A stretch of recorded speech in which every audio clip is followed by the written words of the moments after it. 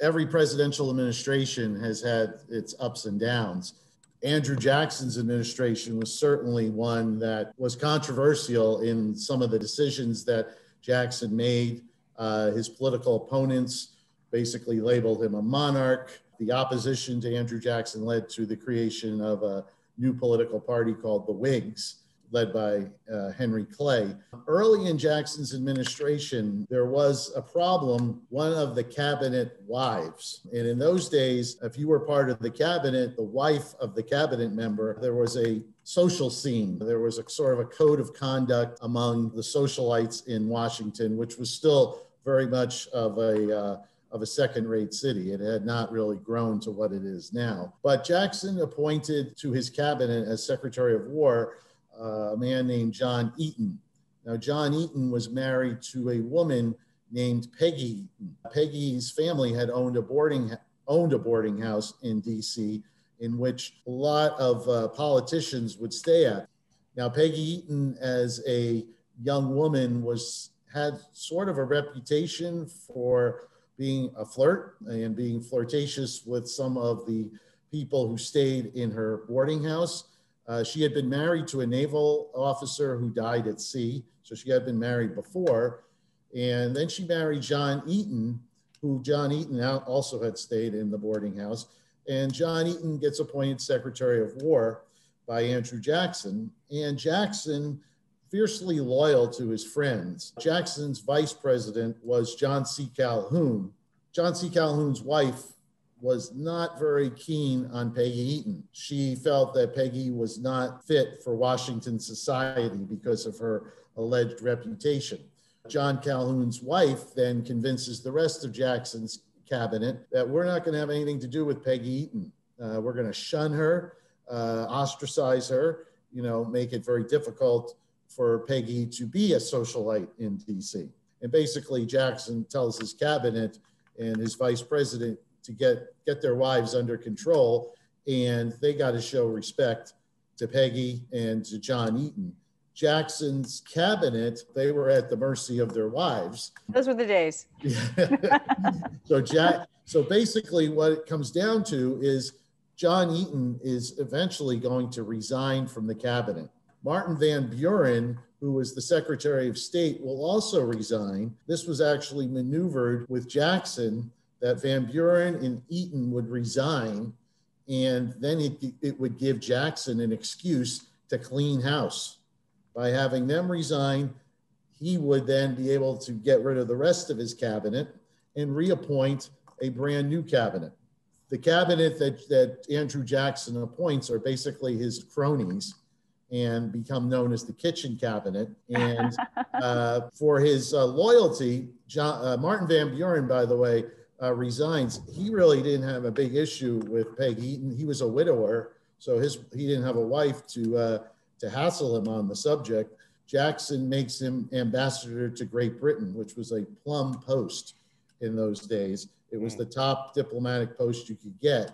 And that for a couple of years, Van Buren is off in England as our ambassador. And then he'll eventually come back and serve as Jackson's vice president for Jackson's second term.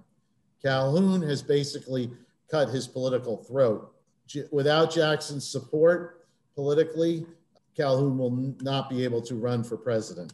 And eventually Calhoun will go back to South Carolina and become a senator from South Carolina for the remainder of his political career. In that situation, we see a cabinet, people resigning and being booted by the president, all because the president was upset because they were being disloyal to one of his cabinet members. Because the women were still acting like middle schoolers.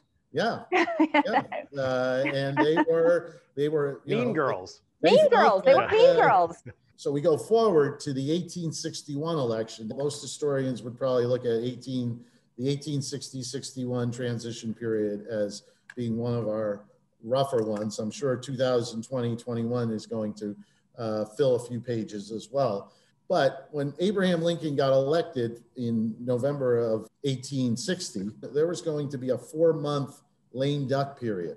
Now they will continue to have March 4th as the inauguration day until we get into the 1930s. In those 4 months, a lot is going to happen that's really going to make this transition pretty tough. And first of all, when Lincoln gets elected, he gets elected pretty much by winning the North. He was not even on the ballot in the South. There were 3 other candidates. The Democrats had split. They ran a Northern Democrat and a Southern Democrat. And then there was a Constitutional Unionist Party that also ran a candidate. So you had 4 candidates. But Lincoln won because he won the northern states.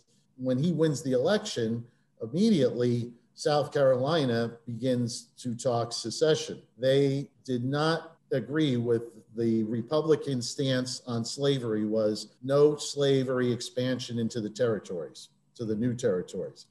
Lincoln did not necessarily believe at this point that he could end slavery where it already was.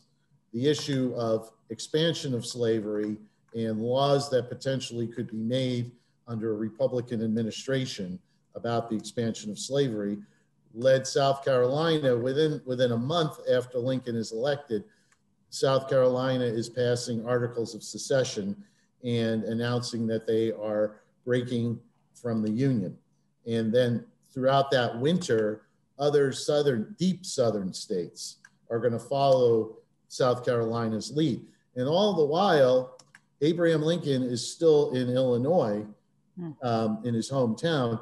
The current president, James Buchanan, who, if you look at a ranking of presidents by historians, he comes towards the bottom, if not the bottom. James Buchanan is not really doing anything. Maybe he was sad that a lot of his Southern friends, he was from Pennsylvania, by the way, so he wasn't a Southerner, but he had a lot of Southerners in his cabinet, and he was friends with a lot of Southerners in Congress.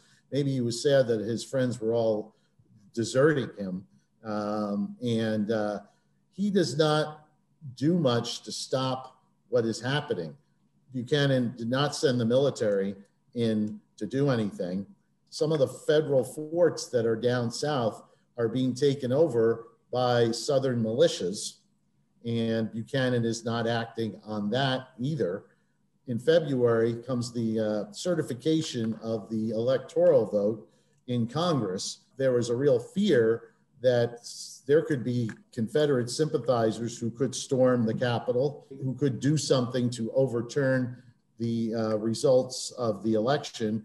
The person who has to certify the votes is John Breckinridge. Now, John Breckinridge is a Southerner. He is actually going to serve as the vice president of the Confederacy.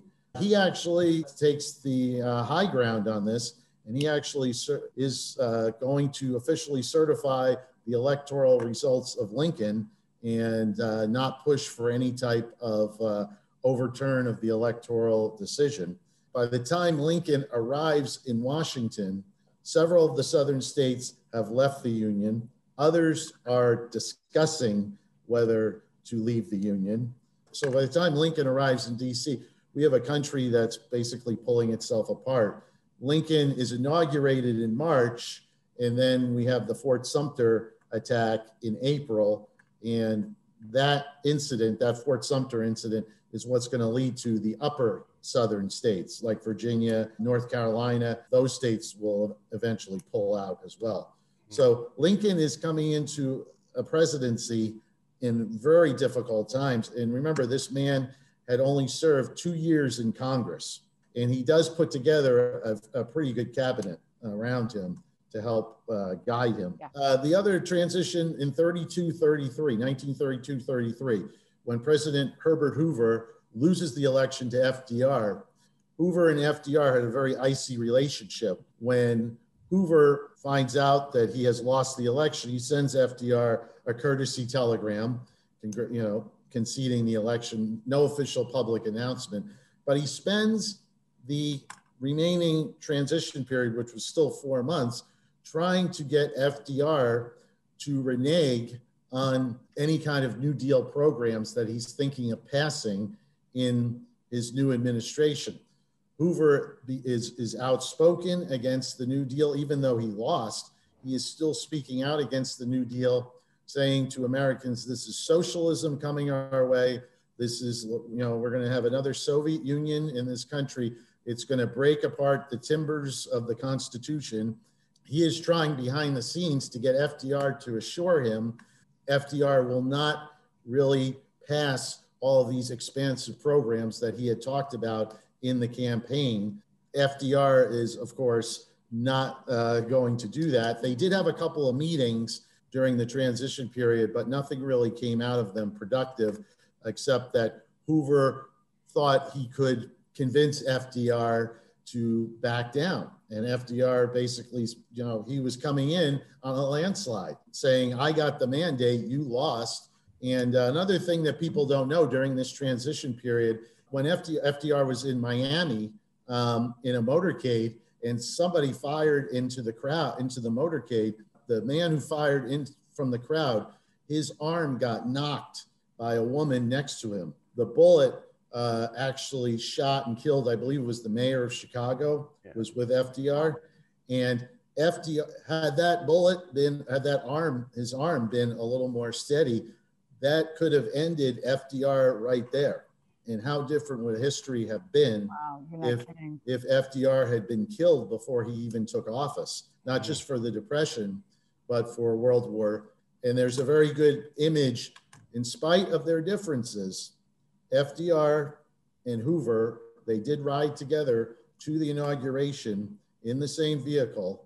Although Hoover was not really happy about it, he did it. We realized that was part of his job in the transition of power. And if you look at that picture, that image, Hoover does not look too happy, but he's there and he's fulfilling the transition of power that he felt had to be done. And then Hoover is never invited back to the White House again during FDR's terms. He doesn't come back. He's not invited back to the White House until the Harry Truman years. So he was kind of ostracized politically, but this guy, Hoover, remember, after he loses, he's still the highest ranking Republican in the party as an ex-president.